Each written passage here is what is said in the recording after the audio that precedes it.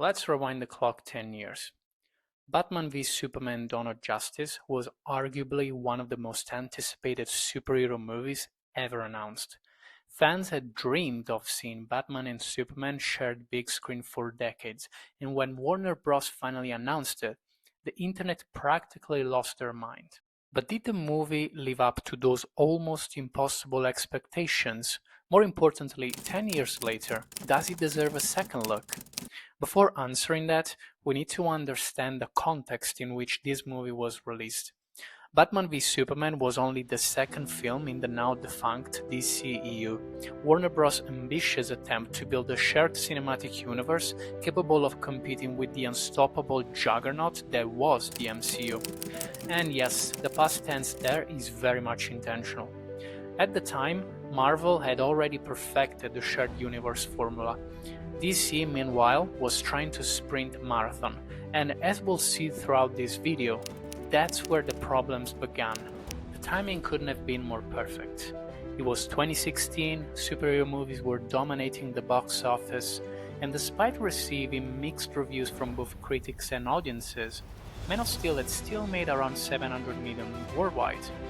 Not the billion-dollar phenomenon Warner Bros. Might have hoped for, but certainly enough to justify a sequel. Naturally, most people were expecting Man of Steel 2. Fans wanted to spend more time with Henry Cavill's Superman, explore his role in a world that was still learning to trust him, and finally meet a new version of Lex Luthor, Superman's greatest enemy. Well, let's just say they were only half right. Then came San Diego Comic-Con 2013. I still remember sitting there watching the announcement live. Harry Lennox walked on stage and started reading a passage from The Dark Knight Returns. I want you to remember, Clark, in all the years to come, in all your most private moments, I want you to remember my hand at your throat.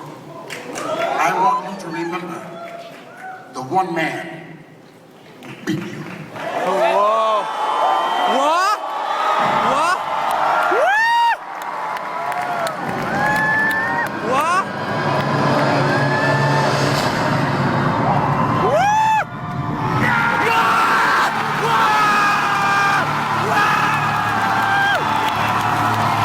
At first I thought it had to be some kind of joke. Batman and Superman together?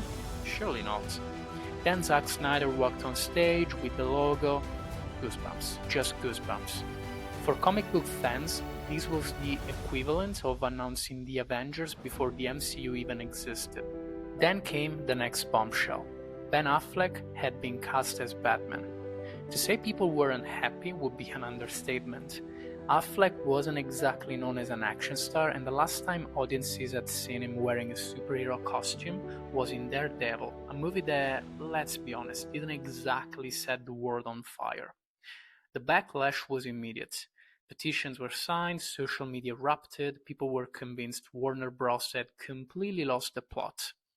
Fast forward 10 years and the conversation couldn't be more different. Today many fans consider Affleck one of the best live-action Batman we've ever had.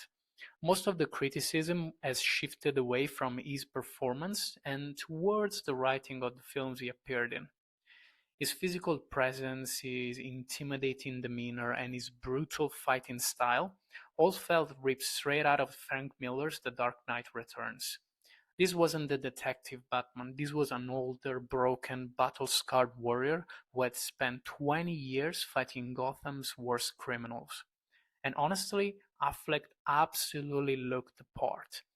But before talking about performances, let's go back even further and look at the concept itself. Seeing Batman and Superman together on the big screen had been every comic book fan's dream for decades. For years, he always felt like something studios were saving for the future. It had to be the perfect time to do it because too much was at stake.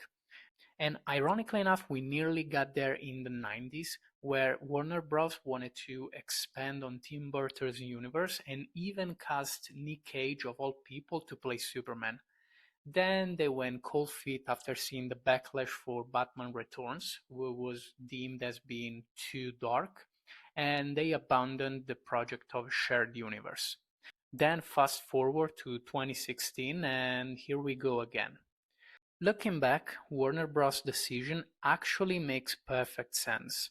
By 2016, Marvel had released 12 interconnected movies, including 2 Avengers films. Together, they'd already generated well over $9 billion at the global box office. From a business perspective, Warner Bros. Looked at those numbers and thought, well, we got Batman, we got Superman, we got Wonder Woman. Why aren't we making that kind of money? And honestly, that's a perfectly reasonable question. The problem wasn't wanting to compete with Marvel, the problem was trying to skip 10 years of careful planning. Marvel didn't become successful simply because he had superheroes. It became successful because audiences spent years getting attached to those characters before finally watching them come together. Just think about the fact that Iron Man wasn't exactly a household name before RDJ took on the mantle, and now is basically the face of Marvel. DC tried to reach the finish line before even running the race, and unfortunately Batman v Superman became the movie that had to carry that impossible burden. So, Warner Bros. Solution was pretty straightforward.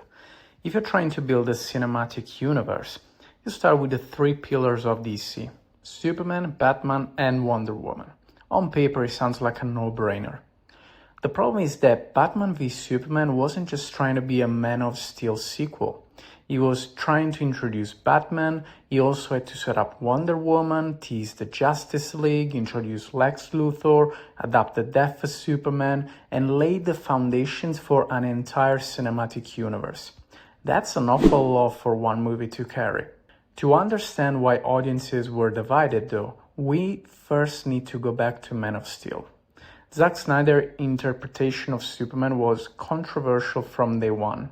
Instead of the bright, optimistic symbol of hope people had grown up with, we got a Superman who felt isolated, burdened by responsibility, and constantly questioning his place in the world.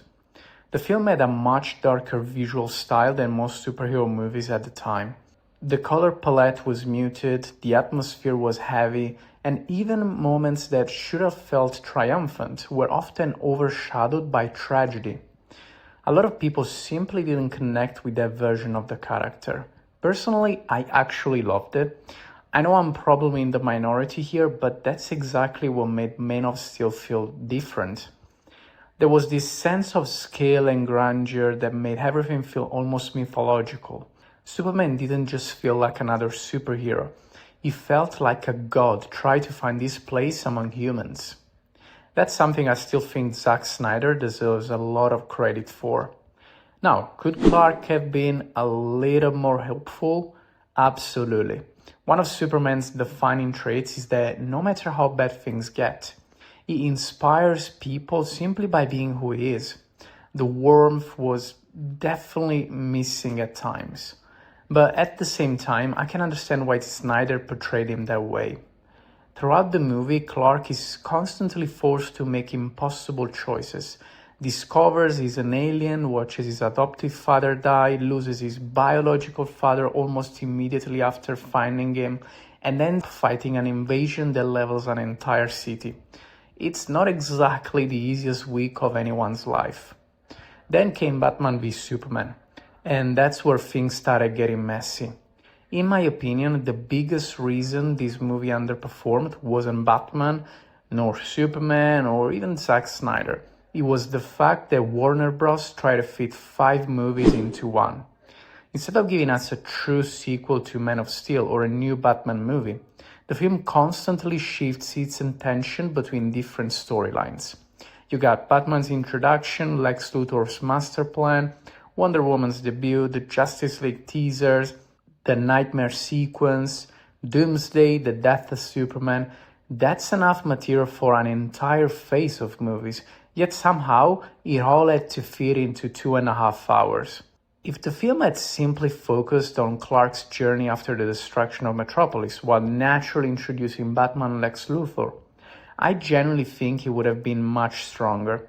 Batman was the obvious choice, Lex Luthor was essential, everything else could have waited. Take Wonder Woman, for example.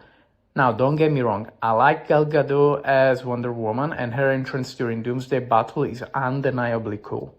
The musical theme still gives me goosebumps, but if I'm being honest, I don't think she needed to be in this movie at all. Her standalone film came out just a year later and did a fantastic job introducing the character. Imagine how much more impactful her debut would have been if we'd met her there first instead of squeezing her into an already overcrowded story. The same goes for the Justice League files hidden on Lex's computer. Watching Bruce Wayne casually open a folder containing videos of Aquaman, Flash, and Cyborg felt less like storytelling and more like Warner Bros. Saying, "Look, we got more superheroes coming." It completely kills the momentum of the movie. Now, let's talk about Doomsday. Believe it or not, I actually think using him as the final threat was a smart decision. Batman and Superman couldn't realistically keep fighting forever. Eventually, something had to force them to put their differences aside and work together. Doomsday was the perfect catalyst, using General Zod's body to create his horrifying Kryptonian abomination was genuinely unsettling, and his sheer presence immediately raised the stakes. The only real problem? Well, he looked more like a Teenage Mutant Ninja Turtle. Seriously, it's one of the strangest design choices I've ever seen. A comic-accurate Doomsday with the grey skin, exposed bone spikes, and monstrous build would have been infinitely more intimidating. That said, his role in the story works, and seeing Superman sacrifice himself to stop him was still an incredibly powerful moment. Watching one of the greatest superheroes ever die on the big screen wasn't something I'd ever imagined seeing growing up. Unfortunately, by that point, the movie had already lost a lot of the audience, and that's where the real conversation begins.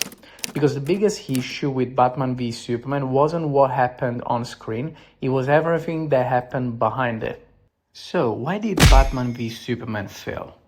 Now, before anyone jumps into the comments, let me clarify something. The movie wasn't a box office flop, far from it. It grossed around $874 million worldwide, making it one of the highest grossing films of 2016. For most movies, that would be an incredible achievement. For Batman v Superman, it wasn't enough.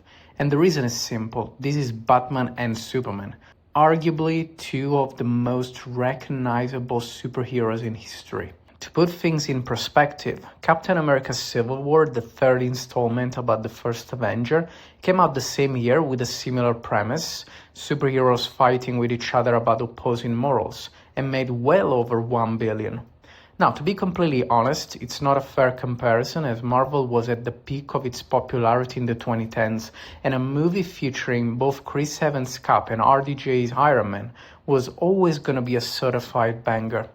Then you add to the mix the Russo brothers coming back from the smash hit of The Winter Soldier, plus the presence of nearly every single Avenger, and you understand that's the recipe for success. When it comes to DC, however, Batman alone had already crossed the $1 billion mark with The Dark Knight and Dark Knight Rises by Chris Nolan. Superman, well, he needs no introduction. He's just one of the most iconic fictional characters ever created, and probably the quintessential superhero. So put those two together for the very first time in a live-action movie, and you can easily figure out why Warner Bros. Wasn't expecting $874 million. They were expecting well over $1 billion, and some analysts were even predicting $1.5 billion before release. That divide between critics and fans is something that's followed this movie for an entire decade. Now, I often hear people say the DCEU failed because Zack Snyder made Superman too dark, or because Batman killed criminals, or because Lex Luthor was weird. Those things certainly divided audiences, but I don't think they were the real reason the universe collapsed. The real problem was much simpler. Nobody had time to care. Characters were introduced before we knew them, massive storylines happened before they'd been earned, and emotional moments didn't have the same impact because the groundwork simply wasn't there. Take Superman's death. In the comics, the death of Superman worked because readers had spent decades with the character. In the MCU, Tony Stark's sacrifice worked because audiences had followed him for 11 years across multiple films. In Batman v Superman, Clark had only appeared in one previous movie. His death was visually spectacular, Hans Zimmer's score was phenomenal, Henry Cavill gave everything to the role, but emotionally, he hadn't earned that moment yet.